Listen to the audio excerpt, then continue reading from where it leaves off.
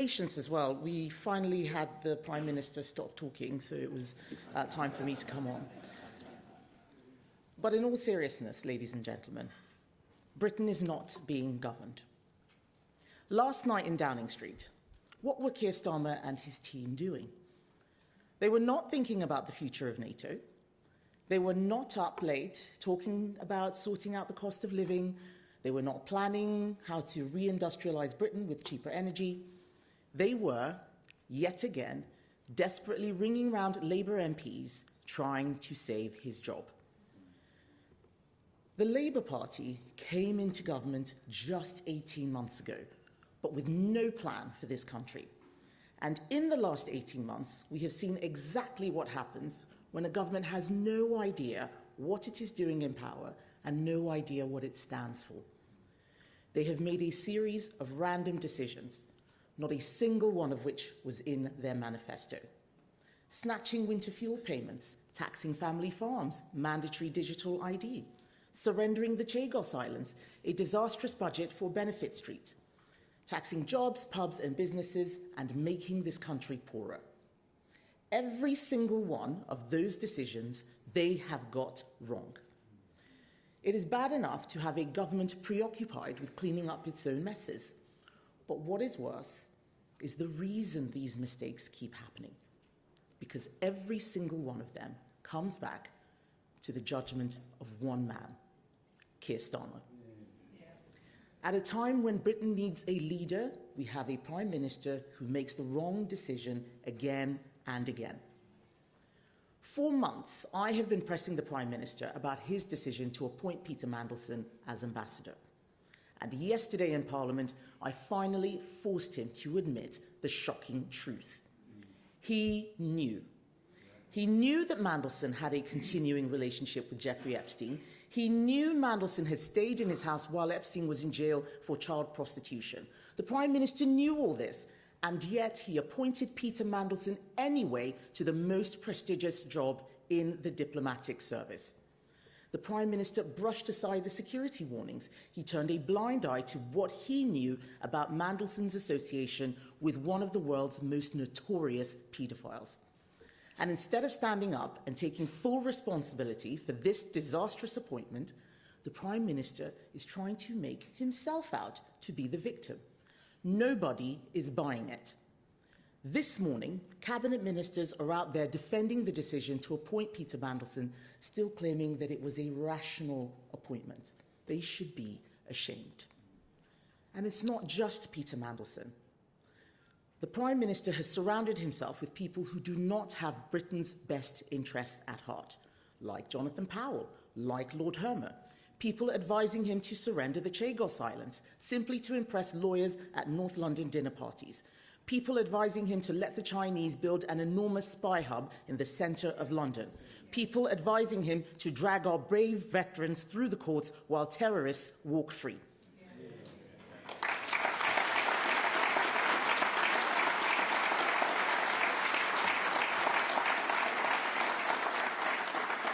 I am afraid that Keir Starmer is either too weak or too foolish to see the folly of what he is agreeing to. Even the Health Secretary has said that there is a toxic culture in Number 10. Cabinet ministers briefing against each other, not focused on their jobs. We have constant U-turns. This is not just a Westminster bubble story. Britain is not being governed. And this is having an impact on the lives and the livelihoods of people across the country. Britain is getting poorer, and Britain is getting weaker because of Keir Starmer's bad judgment. It cannot go on. It is now up to Labour MPs to do the right thing. I know there are many of them who are horrified by what has happened. We saw that in the House of Commons just yesterday. They might now expect the Prime Minister to take responsibility, but we know he won't. He will have to be dragged out of Number 10. So, I am making them an offer. If they want the change they know the country needs, come and speak to my whips, and let's talk seriously about a vote of no confidence to force the moment.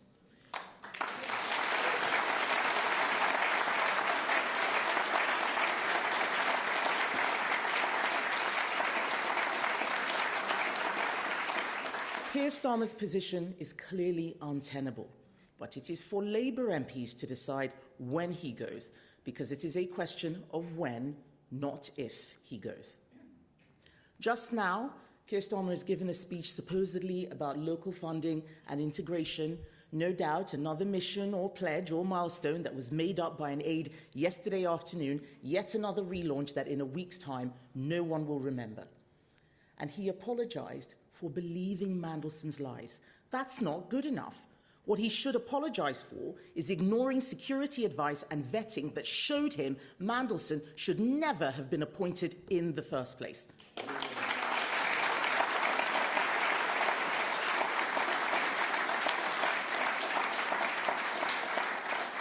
But, ladies and gentlemen, you will notice that he cannot bring himself to do that because his self-righteousness is his greatest weakness.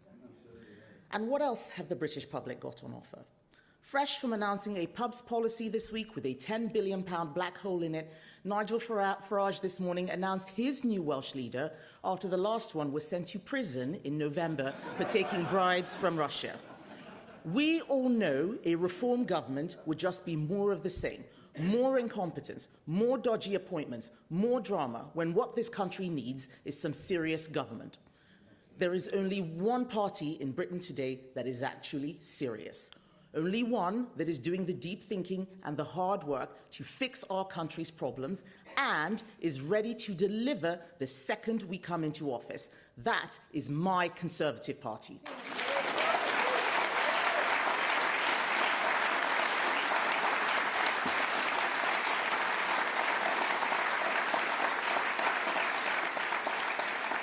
And some people will ask, and we must admit, yes, we made mistakes, but we acknowledge them and we have learned from them.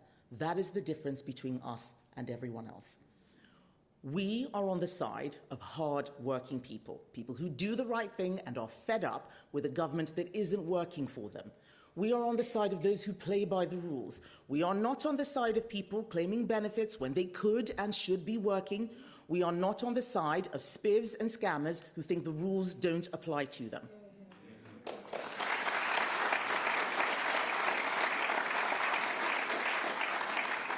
Britain is not being governed. We need to show that we can do better, that a government with a plan can fix the things going wrong in our country. That is our alternative, our strong borders plan, our cheap power plan, our £47 billion savings plan, our plan to abolish stamp duty, our plan to fix the high street, our plan to get Britain working again. That is what we believe in. That is the change that we will deliver. Thank you, ladies and gentlemen.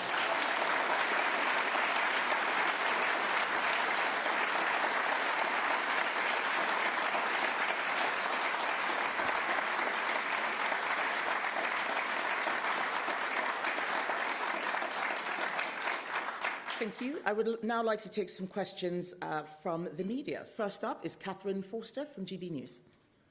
Thank you, Catherine Forster, GB News. The Prime Minister has just said that, effectively, he's going nowhere.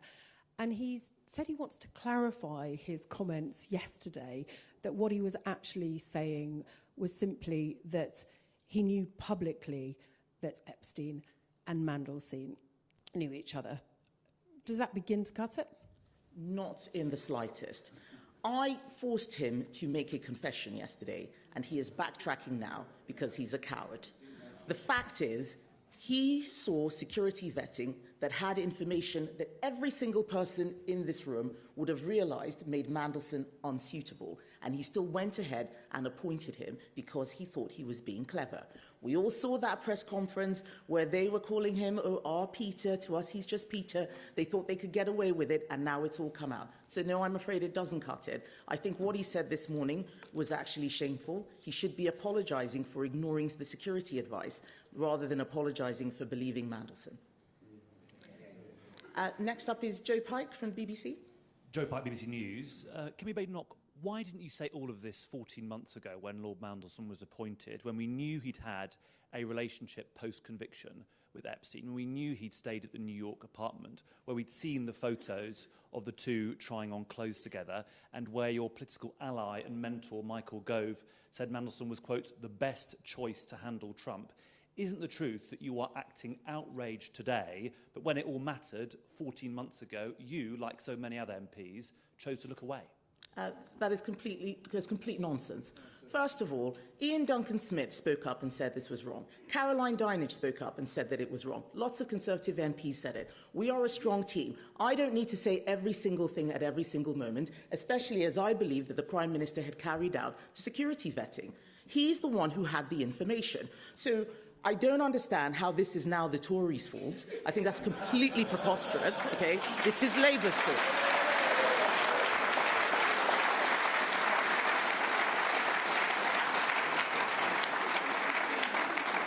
Rob Powell from Sky News.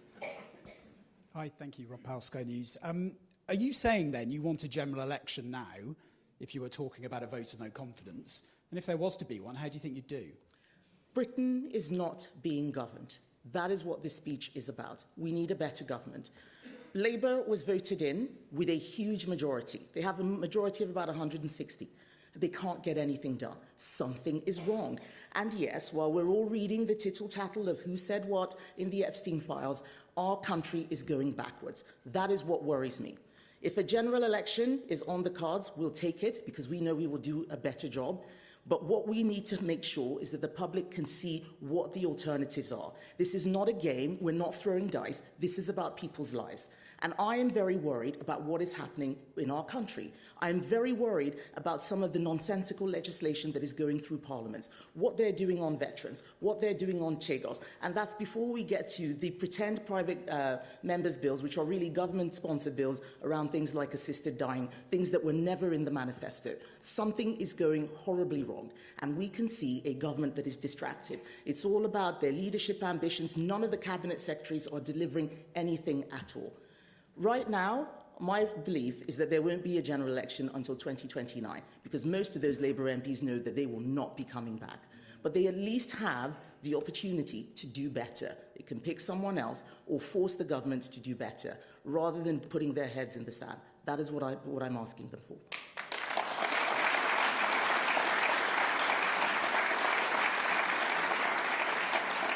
Next is Harry Horton, ITV. Thank you, Harry Horton, ITV News. I've spoken to lots of Labour MPs over the last few days, and some of your own MPs as well, and many of them are worried that actually this scandal, and ones we've seen under your party previously, actually undermine trust and faith in all politicians. And is that something you're worried about? It is something that I'm worried about.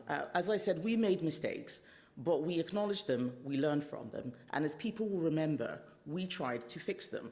We don't need to go back into what happened several years ago to see that we were actually trying to fix things when we saw the leader was going wrong. Labour are too scared to do that. And yet they can't even do basic things like make modest changes in the welfare budget. They can't get any legislation through. We're spending most of our time having general debates and going nowhere. Something is seriously wrong. Britain is not being governed. And that is what we need to think about. How do we get ourselves into a better place? Aggie Chambre from LBC. Aggie Chambre, LBC News. Ms Badenoch, do you worry that this scandal and the potential end of this administration could hasten or make more likely a Reform UK government? Reform UK is more of the same. They're the ones who actually have a former leader in prison right now. There is no reason that we should even think for a second that these Epstein files don't have something that might implicate them. A lot of Nigel Farage has mentioned multiple times, I'm not in the Epstein files.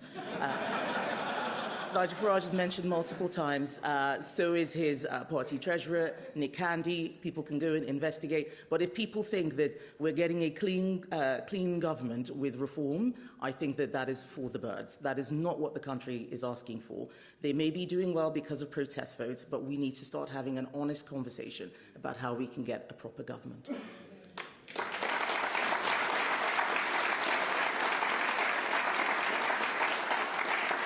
Helen William, PA? No? Okay. Tim Stanley, Daily Tea. Thank you. Good morning. I have to no, I don't have to stand up. Do I have to stand up? Okay, fine. I'm going to stand up for the camera. And now I've knocked my coffee over. No, don't worry about that. That's fine. Good morning. You've invited Labour MPs to kick out Keir Starmer and, quote, do better. Well, if they did do that, it's very likely they would replace him with Angela Rayner. Speaks for itself. What do you think of Angela Rayner? Do you really think she would make for a, quote, better government? And is there a risk that in defenestrating the Labour moderates, you're actually inviting a proper socialist to take over Britain? So I think that is an excellent question. I'm not worried about Angela Rayner. I think that I can deal with Angela Rayner. The real...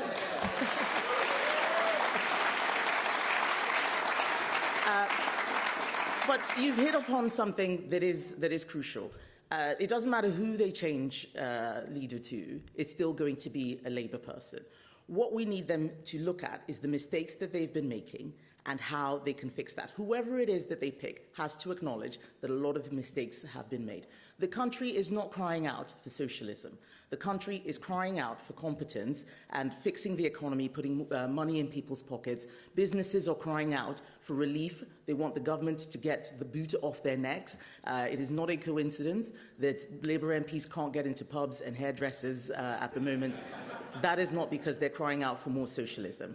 What we want to see is them putting the British people back at the forefront of their minds. They're not thinking about any of the people out there right now. They're just thinking about themselves. So let's stop talking about Angela Rayner or West Streeting. Let's start talking about the people out there. That's what I'm worried about.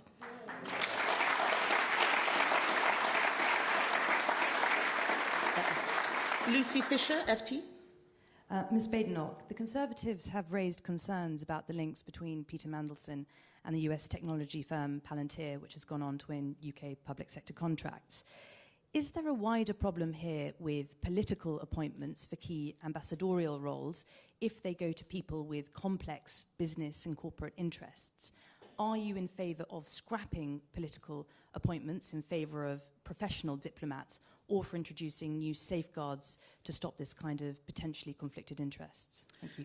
So our issue is not with Palantir, or even Palantir and Peter Mandelson. It's the fact that the meetings were not minuted, so no one knows what was discussed. And then there was a direct grant of £240 million, not a tender, not a bid. That's something that needs to be looked at very, very closely. That's the issue. It's not really about the political appointment. Political appointments can be good, they can be necessary. Just don't pick the best friend of a convicted paedophile who's still been hanging out with him afterwards. That's the real issue.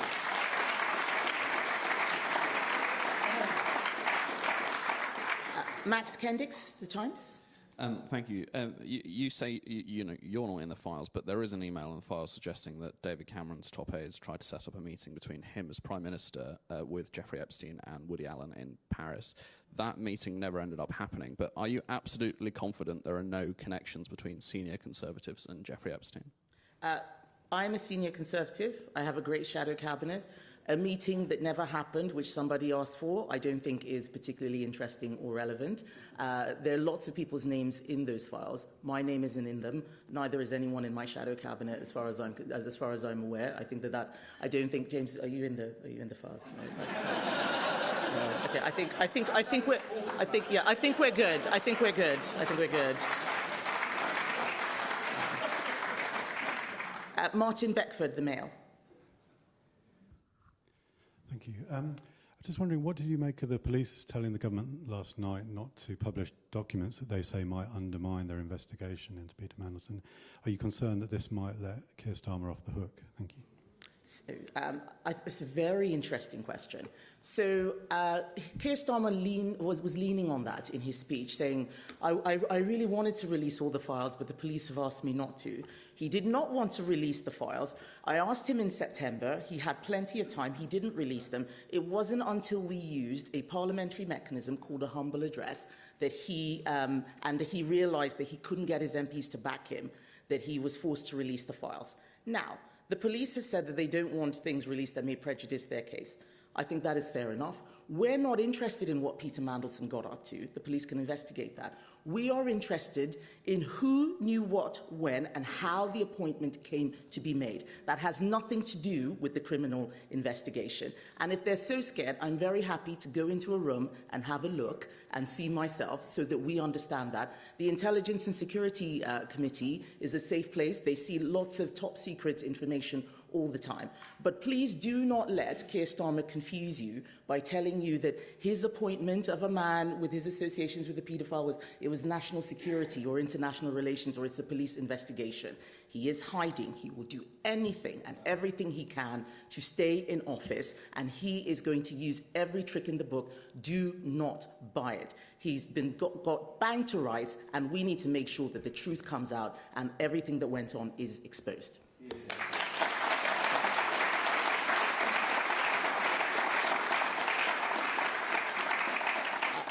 Martin Brown, The Express. Thank you. What should the public be most worried about? The fact that Keir Starmer gave Mandelson the job when he knew that he'd stayed matey with Jeffrey Epstein after his conviction, or the fact that we have a Prime Minister now who has no authority in his own party and within Parliament? Thank you. Martin, I think it's both. This is why I'm making that offer to Labour MPs, that those of you who think this is untenable, and many of them do, I saw their faces at Prime Minister's questions. They looked sick as they were listening to him confess that he always knew. They know that there is a problem. Up until now, Britain has not been governed. All those examples I gave, their inability to get legislation through, the ridiculous budget of 2024, the worst budget of 2025, hitting pubs, small businesses, farmers, the endless U-turns. He hasn't been able to govern even during his supposed honeymoon period. There is no way he's going to be able to govern now. That is a serious problem. That is what I'm trying to draw attention to.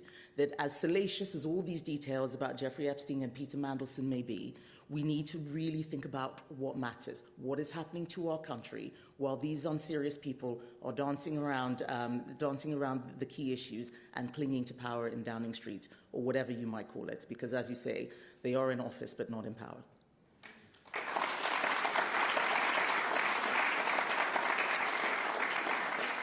Kitty Donaldson, VI.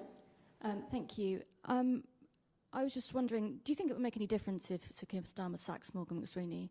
And secondly, is there anyone in the cabinet you admire, Wes Streeting, for instance? Is there anyone in the cabinet that I admire? No.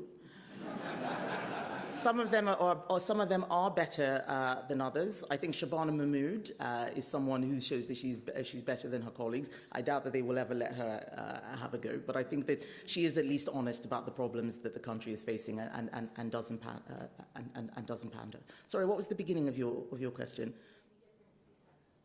Would it make any difference if he sacks Morgan McSweeney? I think to some extent. I think that what has happened is so serious. Someone should go for it. Someone needs to take responsibility. That's why we asked for the files to be released. It's not so that we can read lots of juicy gossip about Mandelson. It is so that we know who took that decision and when, because it embarrassed our country on the international stage. It made us weaker from a national security perspective. It left us exposed. Someone needs to take responsibility. And all we're hearing from Keir Starmer is, Peter Mandelson lied to me. They're trying to put it all on Peter Mandelson. It is not all on Peter Mandelson. It is also on Downing Street. And I think that if it's not Keir Starmer, then it should be Morgan McSweeney. Both of them have a lot to answer for, and both of them are hiding.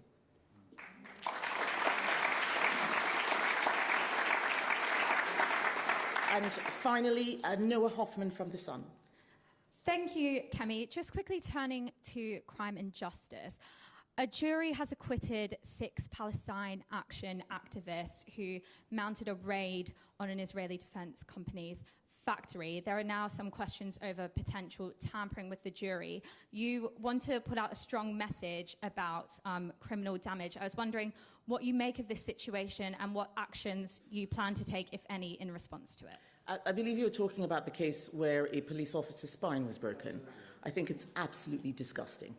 I think that we have police officers and so many others who put themselves on the front line, and for people to attack them so viciously in that way and get away with it, that sends a very, very bad message about criminal activity, about our justice system. There should be an appeal. I think it needs to be looked at again. I haven't heard the allegations about jury tampering, but if we are a country where you can break the spine of a police officer and get away with it, then we are in serious trouble. And what I want to hear is what the government is going to be doing about it. And right now, they're not doing anything about it. They're not saying anything about it because they're all trying to delete their emails and worried about who's going to be caught in this scandal. This is what I'm talking about, that there's so many things that are being degraded. I have said that a lot in our country is broken. Our country is not broken, but a lot is. The politics is broken. There are a lot of issues in the judicial system. There are problems with borders. There are problems with public order. We need to start getting real solutions to that.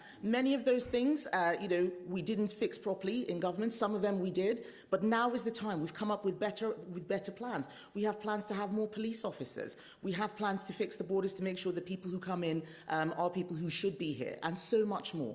That's what I want us to be talking about. And people can disagree with what we're offering, but at least let's talk about the real issues. Instead, we're talking about whatever new milestone Keir Starmer has cooked up in the morning and what he may or may not have said to Peter Mandelson. Britain is not being governed. I think it is time that we get serious and get back to business.